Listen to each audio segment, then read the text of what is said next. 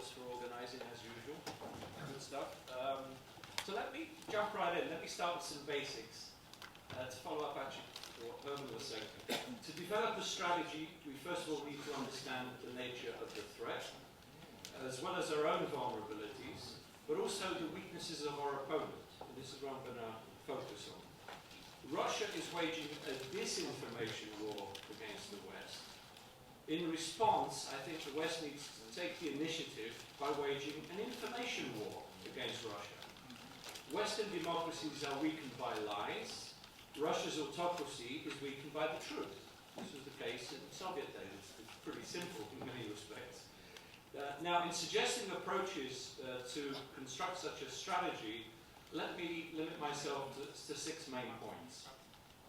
First, context.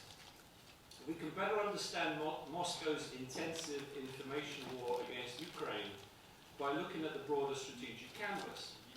Kremlin propaganda and disinformation offensives are intended to psychologically and practically paralyze democratic systems. Neighboring countries, particularly Ukraine, present a challenge to the Kremlin's political model. If Ukraine develops into a successful and prosperous democracy, then it will become increasingly appealing to Russia's own population. Moscow is afraid of Ukraine as a potential success story, and therefore has to deny the existence of its people as a separate ethnicity, separate nation, as well as deny the legitimacy of its state, and particularly of its integrity, its progress towards Western institutions, and so forth. In a wider framework, Kremlin objectives are not only to divide Western societies, many of which are already politically polarized, including our own, or even to cultivate pro-Russian states. I mean, that would be an ambition, but in many cases unachievable. The primary strategic goals are to convince its targets to question the legitimacy of democratic institutions and to incapacitate national decision-making, particularly in countries that challenge Russia's neo-imperial aspirations. The ultimate goal, and I wrote a book about this, so I mentioned books, I wrote a book about this about 10 years ago, and it was called Dismantling the West. The ultimate goal of Moscow's foreign policy under Putin is to dismantle the West, particularly its key international institutions, NATO and the European Union. My second point, lessons. Successful US policy towards the Soviet bloc under the Ronald Reagan administration in particular can serve as a poignant lesson for returning to some core principles in dealing with Putin's Russia. Such a policy must be anchored in promoting genuine political pluralism, democracy, human rights, decentralization, and federalism. Real federalism, not the fake model we have in Russia. And Reagan endorsed the transmission of facts through the media of that day to the captive nations in order to counter persistent Soviet fabrications. Washington must now support all efforts to inform the Russian public and Russia's numerous regions and nations about the Kremlin's failures and deceptions. This can be extended to all Russian-speaking populations throughout Europe's East and Central Asia and the Caucasus. Correcting Moscow's distortions and fraudulent news offensives, challenging its influence campaigns, and removing fake news sites from the internet can only go so far. It is worth remembering that organized crime is usually a step ahead of organized law enforcement. A defensive strategy is insufficient to stifle the threat. Third, narratives. In developing an effective information war, 2 factors are essential. Powerful and appealing narratives, together with a systematic and reliable means of transmission. Western countries need to set their own information narratives to challenge the aggressor, and not simply react to Moscow's stories. We have the cyber experts, we have the digital tools, the geopolitical imperatives, and the freedoms, resources, and opportunities that most Russian citizens aspire to. Just as Moscow lost its disinformation war during Soviet times, the current informational or disinformational offensive must be geared towards weakening and ultimately empowering nations and societies to replace the Putinist system. In terms of content, Russia must experience a sustained information offensive based on facts about the country's dire conditions. The artificial Russian Federation is afflicted by many more economic, social, political, ethnic, religious, regional, and environmental problems than the West. These domestic fragilities need to be thoroughly and constantly exposed, especially as Russia enters a period of presidential transition in which the Putinists are trying to prolong their rule through domestic disinformation as well as the theft of public resources. The public should be encouraged to question more, an arty slogan aimed against our media, if you remember, about question more about what is really going on inside Russia and inside the Kremlin. Fourth, tools. The information offensive must be a tool of influence and encouragement for Russia's citizens. It can be pursued through numerous channels, but especially through the internet, which the regime clearly fears by trying to increase state regulations and censorship. This itself has sparked some domestic protests, and tech-savvy Russians will find ways around the contemporary KGB suppression. They may also need the assistance of Western techies to bypass and nullify state blocking, which itself can create a valuable avenue of international cooperation. Western sources, through a multitude of media and social platforms, can disseminate poignant data, analysis, and video clips about Russia that are avoided by the state media, particularly its economic deterioration, which is evident in growing poverty, rural depopulation, crumbling infrastructure, environmental disasters, government corruption, long-term demographic decline among key population groups, and spreading regional unrest. Which brings me to the fifth point, audience. Participation in social internet platforms is soaring among Russia's young people. Western media outlets, NGOs, and various information platforms need to target youths, students, Democrats, workers, ethnic and religious groups, regionalists, and various disaffected sectors of the population to help inspire the emergence of anti-Kremlin movements. Russia is not immune from the anti-establishment populism that has swept through Europe and the United States in recent years, and from which the Kremlin has benefited in trying to disassemble the West. This populist boomerang, fueled by the yawning gap between rich and poor amidst rampant official corruption, should be encouraged, and it can be manifest in various anti-government actions. We need to turn Russia's agitprop on its head, where people demand to know the truth and no longer tolerate Moscow's lies. My sixth point, transparency. Last one. I see I'm down to what, 8 hours? No, 8 minutes, okay. Another key component of a Western offensive would involve accessing, leaking, and disseminating compromising material about President Putin and his inner circle. This should include both official and private communications and documents from the Kremlin, government ministries, parliament, and key oligarchs. Detailed revelations about financial abuse and opulent lifestyles among officials, while living standards plunge for the masses, will demonstrate the government's disdain for ordinary citizens. Especially valuable would be messages that reveal the willingness of officials, oligarchs, and bureaucrats to betray the country for personal gain. Western intelligence services certainly possess even more comprehensive information about the theft of the Russian budget than even Alexei Navalny, and which affect the lives of all citizens. Disclosures about greed and backstabbing within the ruling elite can also generate uncertainty in government circles and expose the regime's political weaknesses. The promotion of internal power struggles, particularly at a time of presidential transition in Russia, can help divert the Kremlin from its unchallenged disinformation war against Western democracies. Suspicion and distrust between officials will raise fears of political purges or state expropriation of oligarchs, and factional infighting can become aggravated. This can create more space for public action against the regime. In conclusion, some US policymakers will undoubtedly caution that information offensives against Moscow would be too provocative and could escalate bilateral disputes. From the Kremlin's perspective, it is precisely the absence of an effective informational counterattack from Western democracies that invites even more intensive intervention in America's political system and those of our NATO allies and partners, including Ukraine.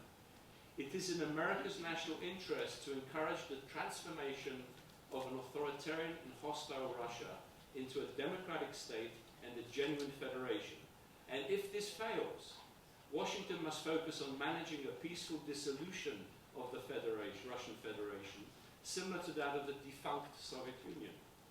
Only a democratic and decentralized Russian state will curtail its attacks on Western democracies and could one day even become a dependable international partner that sometimes tells the truth.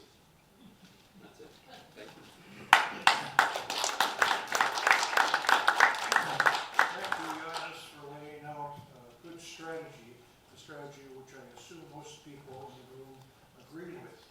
Now, those of you that agree with it and also have some input in the U.S. government and U.S. Congress, you need to tell your contacts USIA needs to be redeveloped. We do not have the organization now to carry out the plan that Janusz just described, and we don't have the funding. We need the will, and we need the organization.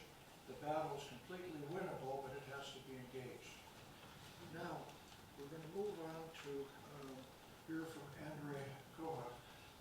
He's presently director of the State Archive and Ukraine Security Services that had all the records from the old KGB, records that were not removed in the way they were from the Baltic states and other places. And he's made a great study of what's, an ongoing study of what's in there. And based on that and other scholarly pursuits during his career, he's bringing us a message that we're looking forward to hearing. Thank you. So, resistance to any attack fight against the occupier is impossible without understanding who the enemy and what methods he leads the war. So, for me, the first task is developing a strategy to counteract any military action is to study the enemy. This raises a number of basic questions. What do we know about Russian information war? What are the main algorithms and tools of this war?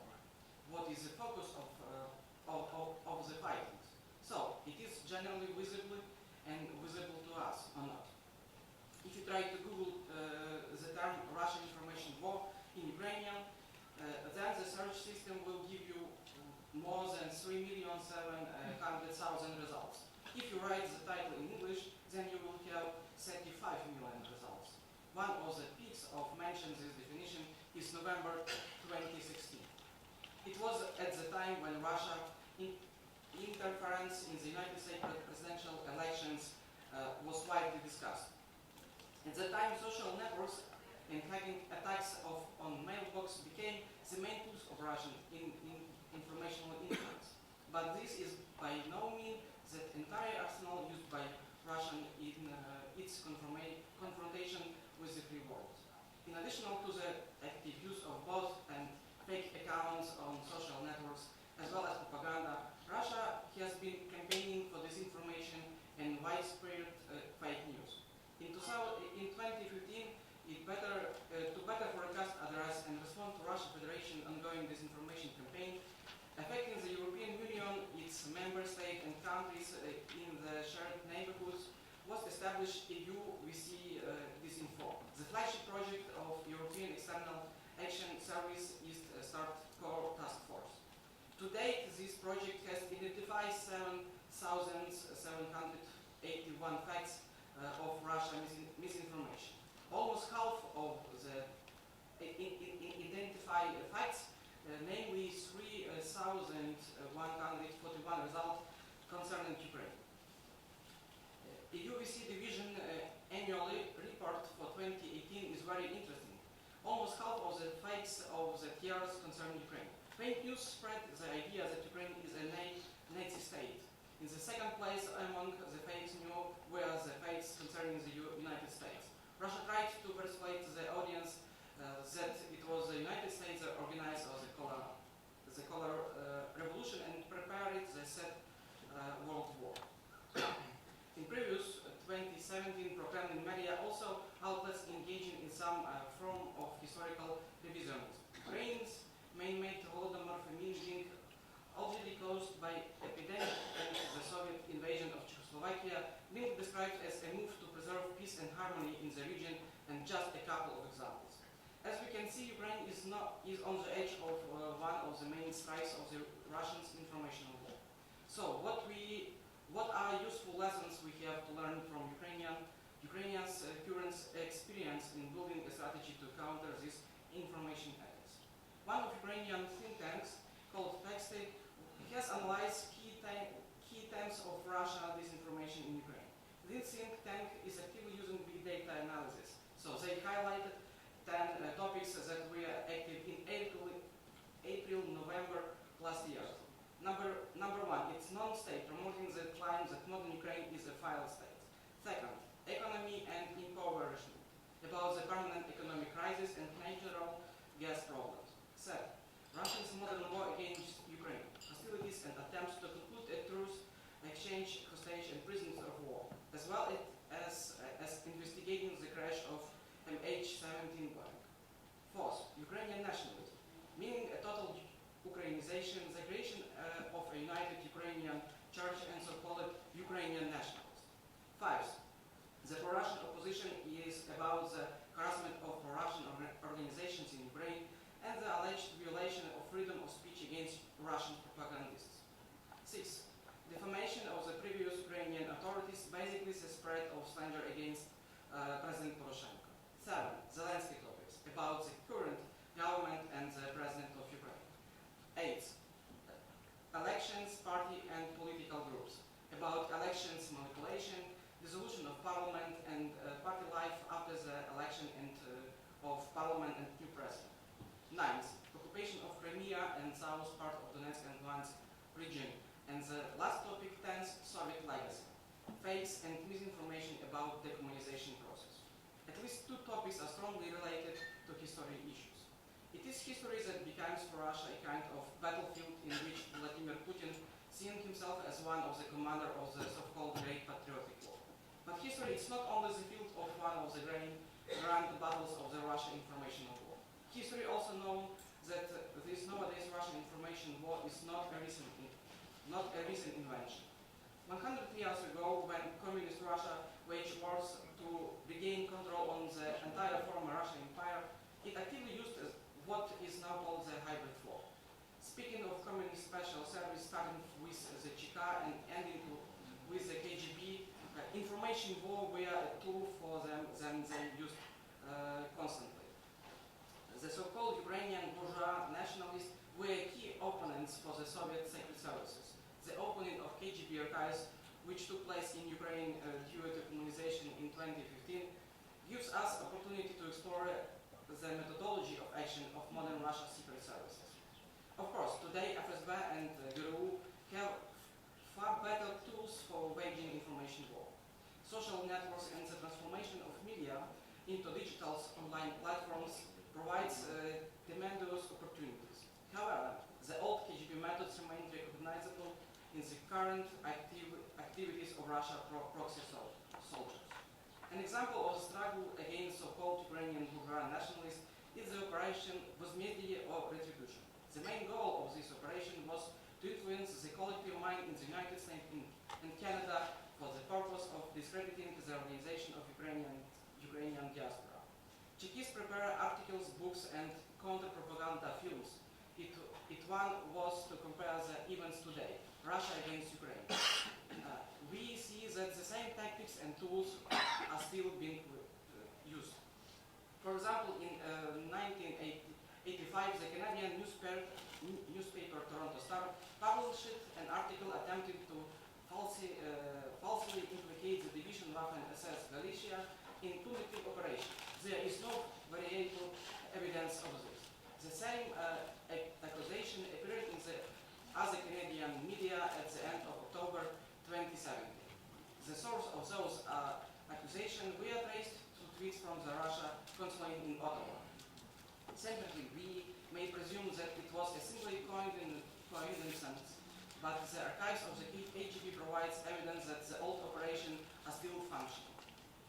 Moreover, if we analyze the KGB documents about who they consider to be enemy, we will also see a list of categories and remain unfortunately relevant today. For example, in one of the 1988 documents, the Chekists provide a list of those they considered enemies. This includes Crimean Tatars, autonomists, Ukrainian nationalists, sectarians, and persons that have served sentence for state crimes. It means dissidents who was repressing during the 60s, 80s.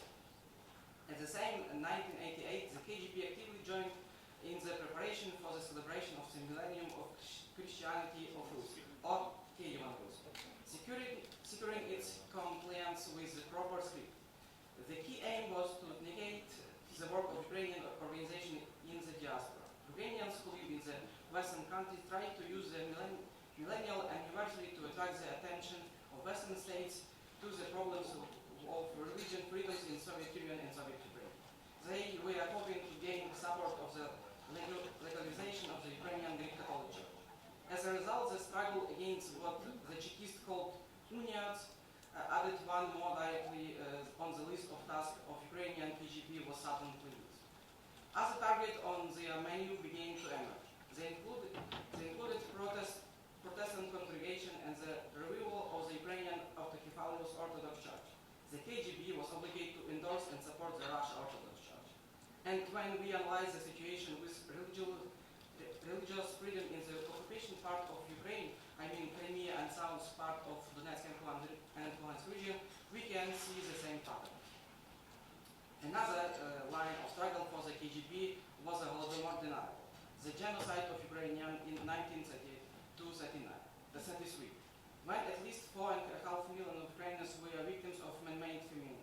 Due to the fact that most archival documents of that period were especially destroyed, it is extremely difficult to determine the exact death toll, and the Holodomor photographs are extremely rare. Those we took picture of starvation deaths of referred to mass artificial famine in diaries or private conversation, we are repressed to completely erase the truth of what happened in Ukraine in 32-33. Attempts to rise of the issue of Holodomor by the Ukrainian community here in the United States were viewed by KGB as a hostile special operation. In early January 1919, Mykola Hlushko, its last chief of KGB in Soviet Ukraine, reported on the vast series of attempts by the US administration to use, as he wrote, the question about a so-called artificial famine in order to destabilize the situation in the Soviet Union.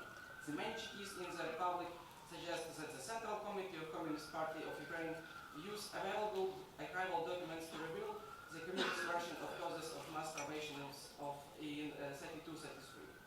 There was even a special operation realized Pharisee, aimed at discrediting those who investigate the Holodomor. For this purpose, articles written by the KGB have been promoted in the American mass media. The KGB informational letter to the Central Committee of Communist Party of Ukraine are full of reference to numerous articles, leaflets, and pamphlets written on behalf of one diaspora organization against other, on behalf of Jewish organization against Ukrainian organization, on behalf of Ukrainian organization against Poles, and vice versa. One of the important areas of the KGB wars was to accuse Ukrainians living in the Western world of collaborating with the Nazis and participating in Holocaust. Moreover, it was not important for the KGB to prove someone guilty as to create a common impression about all Ukrainians as a nation of perpetrators. Not only is the nation identical with the Nazis, but in some place even worse than Nazis. It is important to keep in mind that KGB had been fighting the Jewish community inside of the Soviet Union. One of the goals of the KGB struggle against the Jewish community was to combat the memory of Baban Yar in Kyiv. The Chekists tried their best to prevent a few things. First of all, commemorating the memory of Baban Yar victims in the Soviet Jewish community. But the biggest danger for the KGB was the participating of Ukrainians in commemorative events that the Jewish community in Kyiv Bavanyar tried to carry out. Understanding and cooperation between different ethnic communities was that the KGB tried to prevent it all costs. It is important to remember that both the Holodomor and the Holocaust were equal silenced in the Soviet Union, and with the memory of these tragedies, the KGB waged an informational war. Okay, I not have a lot of time, yes? You don't have to. Okay, Speed maybe. read. Okay, I maybe try. So, another maybe striking example of some Russia fake news and disinformation campaign happened today morning. The Russian news agency displayed a large article that allegedly captured Polish officers in Katyn via shot dead by the Germans rather than by Soviet in 1940. This lie is not new. Since the news of this mass crime, the Soviet Union has denied its involvement in the murder of Polish officers, the prisoners of war. Indeed, the KGB records show who was the perpetrators and when execution happened. Moreover, this misinformation of this myth has been repeatedly refused.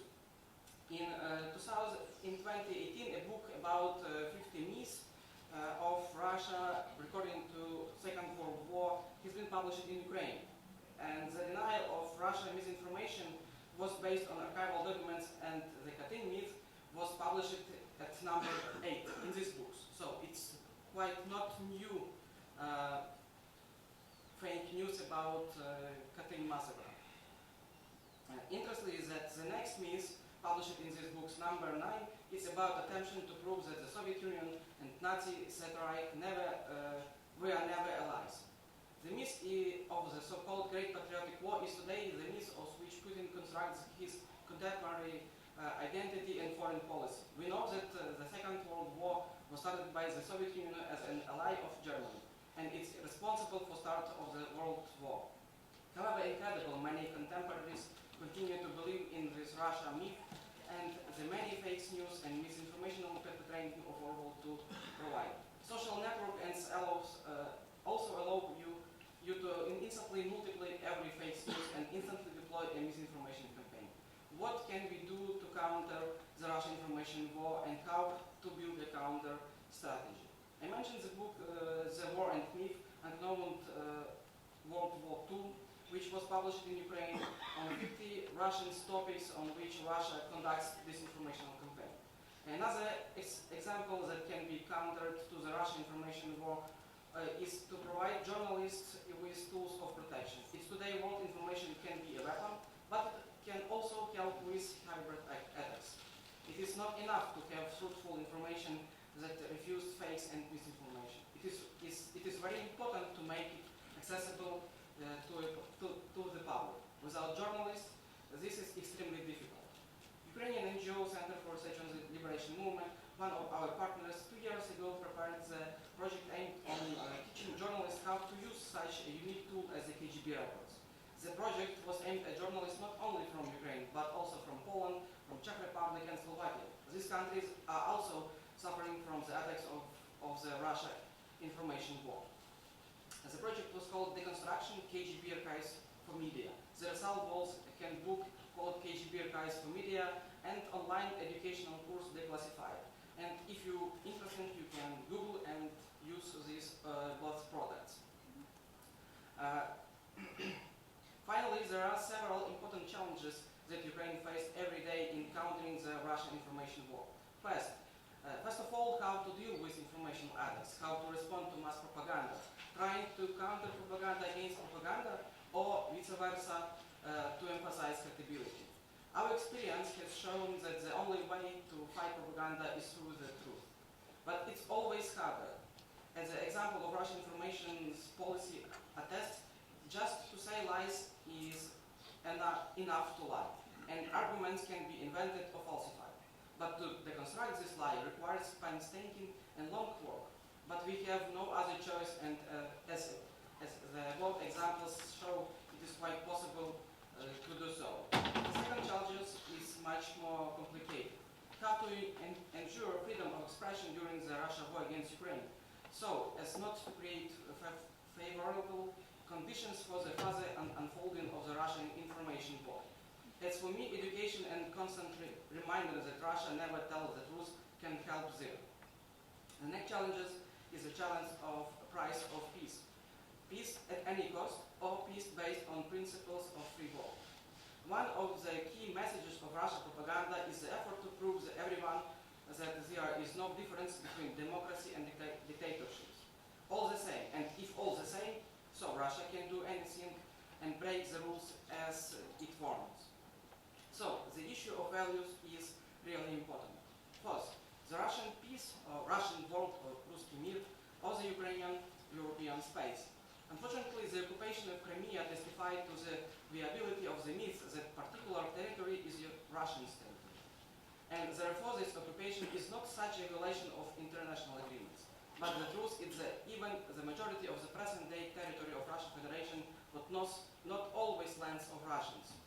One of the most recent editions of the documents on the Crimean Tatars national movement 1917-1920 clearly show how the Bolsheviks occupied Crimea territory in the beginning of 20th centuries and what their actions on the Crimean Tatars were to destroy the local indigenous peoples.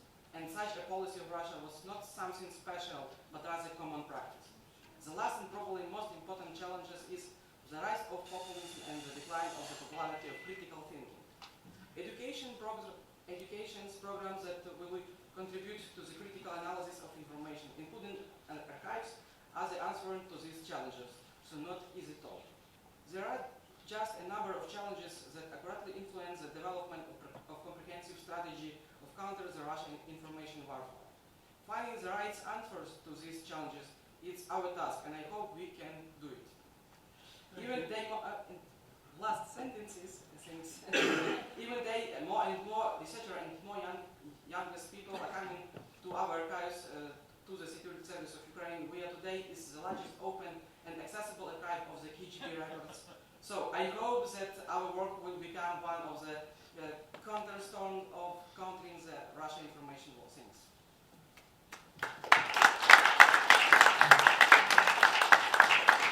Thank you, Andriy.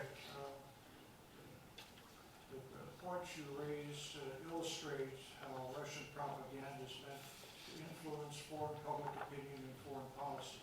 But there's another danger that we don't think about too often. There's a famous World War II American general by the name of Theodore Smith that was American ambassador to Moscow, 47 to 50. And he wrote a book about his experience. And the biggest danger he saw was that the Soviet leadership would begin to believe their own propaganda. And to the extent that Putin and the Russian leadership believed propaganda about how easy it would be to take Novorossiya, it helped drive the policy of the invasion of Donbass. To the extent that propaganda is made against Ukraine now is a factor in future Russian policy towards Ukraine. And it's especially dangerous if they begin to believe things that are demonstrably not true. We'll open up to questions.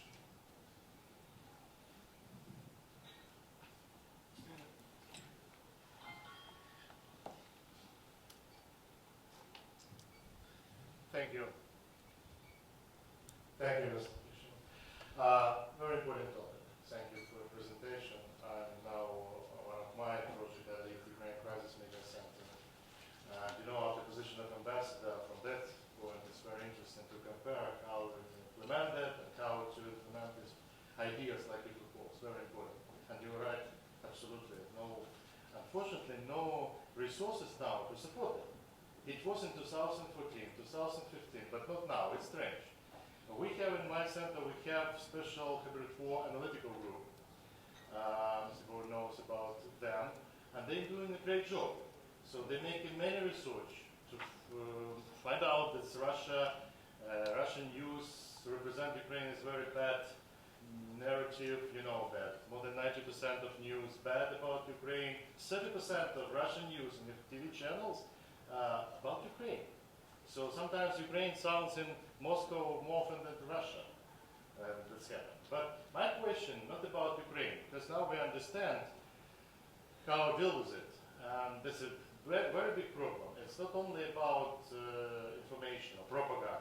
It is about perception of those who use these information sources. I give you very short my own example. As foreign policy advisor, I present for ambassador for foreign countries in Kiev Russian equipment, Russian rifles, Russian machine guns, Russian tanks. And in 2014, ambassadors and military attachés simply do not want to recognize. And one military attaché in one European country, I don't want to say which country, but it's an important country in Europe, mentioned, okay, if you bring me 10 Russian tanks, everything, we will just decide it's the Russian weapons. Thanks for our guys, they bring 10. Not from shop like Putin mentioned, but from the touchline. And after that, only after that, our briefing with Nalivaychenko, with Minister of Foreign Affairs, bring result. Because this effect, this step. My question on the United States perception. As ambassador, I don't use a lot of time, but it was cases like Russian works here, in Congress, in different states. They goes after me in every my meeting with governors, in every my meeting. Works in the different conference. When I ask American side, can you respond on that? Main problems, regulations, bring to responsibility very difficult. American laws not allow that, as Ukrainian also, one thing. The second one, no systematic work and coordination between different agencies, different groups.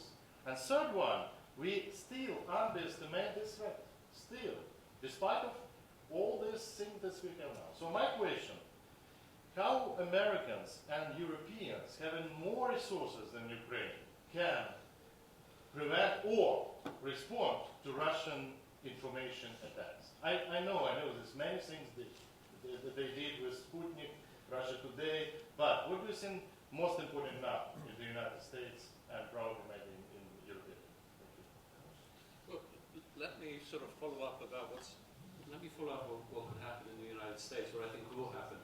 I think with our November elections approaching, there's a lot of good analysis of how the Russians have learned from previous information or interventions in previous elections in the United States and elsewhere, what they're going to be doing this time.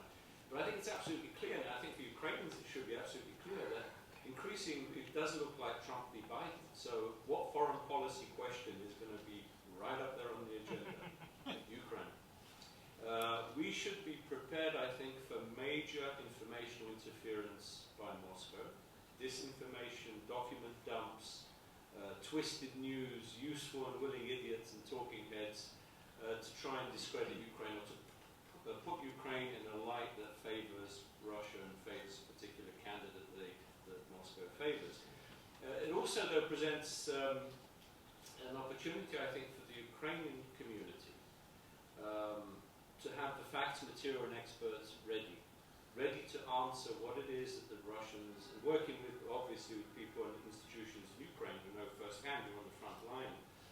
Although in this interconnected world of internet, there is no real front line, everything is a front line, but you experience the bullets as well as the ballots. So to get ready, really, to prepare, to have the experts ready, to have the documentation, the facts, to bring people from Ukraine who can answer this information, because quite frankly, this is an opportunity for the Kremlin to try and really damage US-Ukrainian relations and to help its own position in Ukraine. So that would be my response to this. I think immediate things that are on the horizon. In the longer term, I've outlined a few things. Of course, it needs resources. And I'm not just saying, and Herman's absolutely right with USA, but also I'm thinking of NGOs and independent media outlets, and also helping Russian citizens themselves to set up their own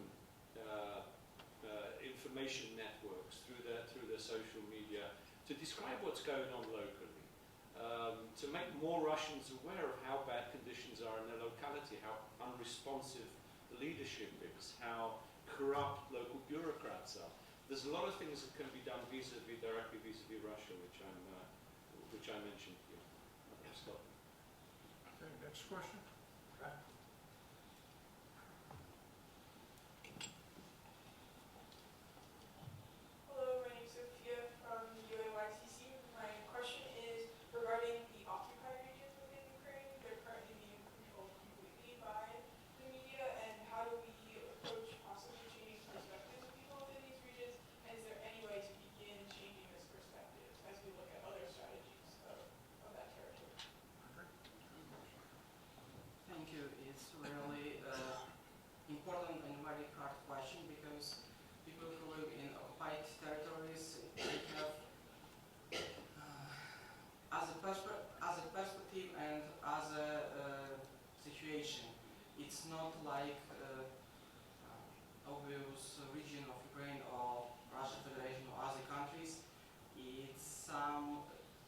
very simple situation to some occupation region during Second World War when you cannot talk or discuss about different topics because then you be in target of so-called secret services of those republic or FSB.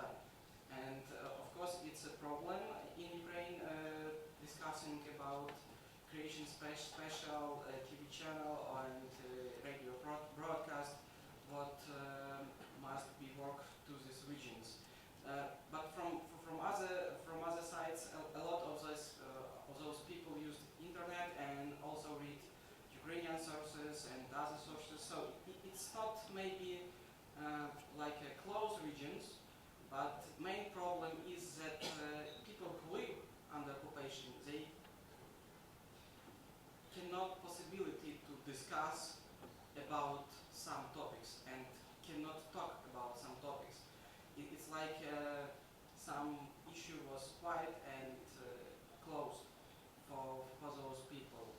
So from these perspectives, people who live internet, it's not problem. But it's also a question about Russia propaganda, who every time you and very strongly use Russian TV channels. And it's maybe main problem for those people because they believe that Russia TV channels says only truth, but it's not. Even if they know the Russian TV channels lie, they don't know how much they lie. Yes. So something is accepted. Next question. I just wanted to, I wouldn't have taken the floor, but on this one, I just wanted to continue on some of the themes that you've raised, Janusz. You're very good at this. You've been very good at this for a very long time. And I was wondering, and Disinformation. yeah, on the issue of information warfare. No, you've been a keen student of it. Question is, and I look back at Herman as well at this, and I now see Andriy is doing it in Ukraine. How many experts do we still have left, given the fact that the last 25 years we essentially refocused into every single thing except possibility of peer competitors like the Russians and now the Chinese and so on. And do we even have the infrastructure, even if we had the money, do we have the infrastructure, the youngsters, the area studies at places like Columbia and Harvard and other places that used to do that? Do we have any of that? Or now I know that Andriy might, but even there, I was going to ask him in Ukraine whether you guys are all going to survive in that Institute of National Memory and so on and so forth, and what's going on there. But that's my question. Do we have the personnel? Well, yeah, absolutely. Vital question. When we thought the Cold War was the end of the struggle with Moscow, of course, a lot of resources went elsewhere. And then, of course, the Gulf, Middle East, terrorism. But in a way, what Putin has done is done us a little bit of a favour. Not obviously not to his immediate victims, but he has brought attention back to core principles, particularly on the NATO side. NATO has come home under both the Obama but also under the Trump administration. NATO has been strengthened in Eastern Europe, and that's very important, not just because it's boots on the ground and America's present through these rotational troops, but also it sends a very clear message to Moscow, and that we will not roll over for you. We are aware of what you're doing. On the propaganda side and the disinformation side, of course, it's more difficult. We have lost a lot of people that, or let's say either lost people or people have not been trained, whereas they would have been 10, 20, 30 years ago. But I do see, at universities much more interest, I would say, in what Russia is up to now, particularly as it affects directly our own democracy. I mean, Ukraine may be a country somewhere far away that they don't know much about, but through learning about what Russia's up to in the United States, by example and osmosis, they can learn about what's going on in the primary victims of Russia's aggression, which is, of course, Ukraine and Georgia and other countries. So, not always doom and gloom, but this is, I think, as Herman, I'm sure, would agree with, this is where resources should go. My experience mirrors what Janusz says. I think there's a generation gap. There are people that are in their late 50s and 60s that still know a lot, and you're starting to have younger people come out that are maybe in their 20s, and in between it's thin. Yeah. I think there's a question right behind you, Walter. Yes. Don't anybody worry about my sneezing. I have spring allergies. I was going to say that the one potential positive impact of coronavirus is that maybe nobody was sharp May 9th in Moscow. We can only Their hope victory maybe. day. CEPA? Hi, can you hear me? Oh. All right, Tatiana Makunina from Management Systems International, coming from the international development background. I actually want to flag some success stories, amazingly. I don't know if there is anyone here from the Spirit of America organization. No? All right, in 2015, Spirit of America purchased equipment for the radio FM, Army radio FM in Ukraine. And from that point, Army FM in Ukraine is one of the radio stations which transmits through all front line, also in Kiev and now in Mariupol. And this equipment was fully funded privately through Spirit of America. And I want to say, you know, we're talking now about very sophisticated approaches to countering Russian propaganda. However, if we look underground in Ukraine, what's happening, let's say, on the front lines, let's take the city of Severodonetsk, right, which is right now one of the main kind of front cities next to Donetsk front lines. There is only one movie theater there, and this is where a lot of Ukrainian military is stationed, and the local population, would you say, like, what is it, Severodonetsk population? Maybe like 10,000, something like that. Yeah. So there is one movie theater where they show Russian movies non-stop, and the only one movie with Ukrainian content they put on daytime show, lunchtime, so people had to take time off to go see the only one Ukrainian movie in Ukrainian language in the city of Severodonetsk.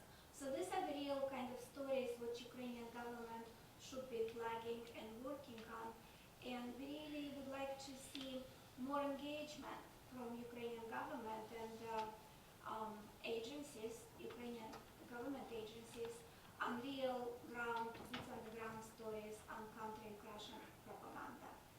So if you maybe can kind of let us know if you have any information how Ukrainian government currently planning to participate in this, address it. Thank you. Andriy? Thanks. It's a real good case of some cooperation with Ukrainians side, but of course, in my mind, it's very good example.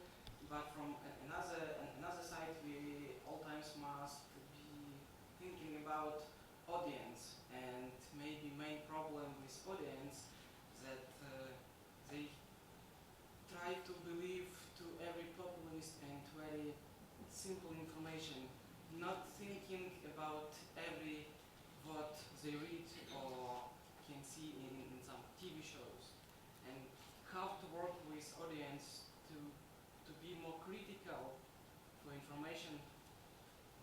It's a huge challenges, because create some broadcast TV channels or some product, it's only one step, it's a first step. Of course it's important, but the next step, it's have audience understand what you want to say, and if they want to see some critical, some discussable topics, or they want to choose more simple Russia propaganda way when they all mention some, I don't know, it's like yellow pages and so on, so on. So how to deal with this situation when people want to read very simple and not not try to thinking about another side of some news. Not yet.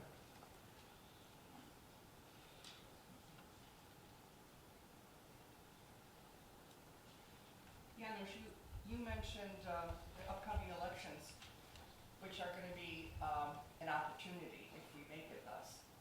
But even before then, we have to think about the conventions and who's going to be working the platforms of both parties. Because we know Ukraine is going to be front and center. But then, to be prepared, what are the messages? I was chairman of the Government Relations Committee in 1988 for the Millennium of Christianity. That was 100% propaganda warfare, rather than a spiritual. So we had a whole program of cultural events, but we also knew what our messages were going to be, and we knew what we were going to be attacking.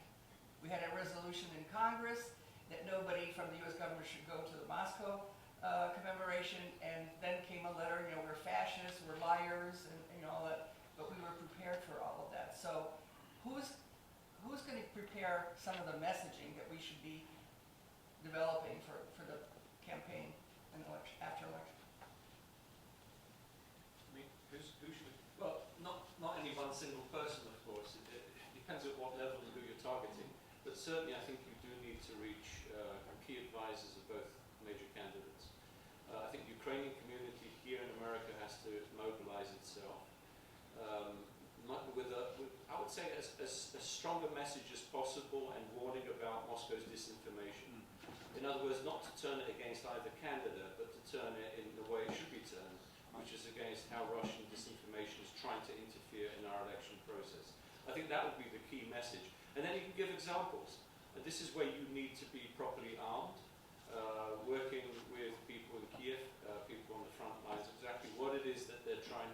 If they're trying to depict a particular former prosecutor as an anti-corruption fighter, I mean, or trying to depict a particular party in Ukraine as being a model of the party of regions, as some sort of model of democracy. I think all these facts need to be cleared up in the minds of Americans, but also for the media. I think there need to be figures available here that can respond very quickly. We need to mobilize on the main media, all the channels, whether Fox or MSNBC or CNN, whatever it is. Even better if it's Ukrainian Americans who have expertise. You have very good people, very good academics, very good students of this Russian disinformation, to have them ready. But people also that can speak for the community. Remember your voters. This is also key. Both candidates are going to be looking at you in key states in the Midwest, in particular. This is an opportunity, as you rightly mentioned. This is an opportunity for Ukraine to strengthen its position in public opinion, not to have it weakened by Moscow. I think the media will be looking for people that can comment on Russian interference and disinformation. So media advisories out to the major outlets would be useful. Back. Thank you. Question for Herman and Janusz, whoever wants to field this. How is it even remotely possible for the West, and forget about the West, let's just talk about the United States, to tear ourselves away from the exclusive monopoly that a defensive, reactive, and responsive mentality from that, which has governed us up to now, and to totally reconceptualize our approach towards Russia, where one of our approaches would be precisely this sort of affirmative informational warfare. We had it under Reagan, but that took a change at the very, very top of the pyramid. Absent that occurring at the executive White House level, is it possible to entertain a reconceptualization of our thinking and approach towards Russia along the lines that you suggest or not? I think it's very hard to, for instance, recreate USIA without active presidential support. There are efforts now underway to change the radios and the governance of the different radio components, and it remains to be seen how far along that will get. The effort does have some effort from Secretary Pompeo. Maybe that's enough, but the bigger the change, the higher level of protection and support you need. And I think that eats up our time, so I want to thank the panel very much. I like it, thank you. I want to add, I think I've got 8 for technical performance, 4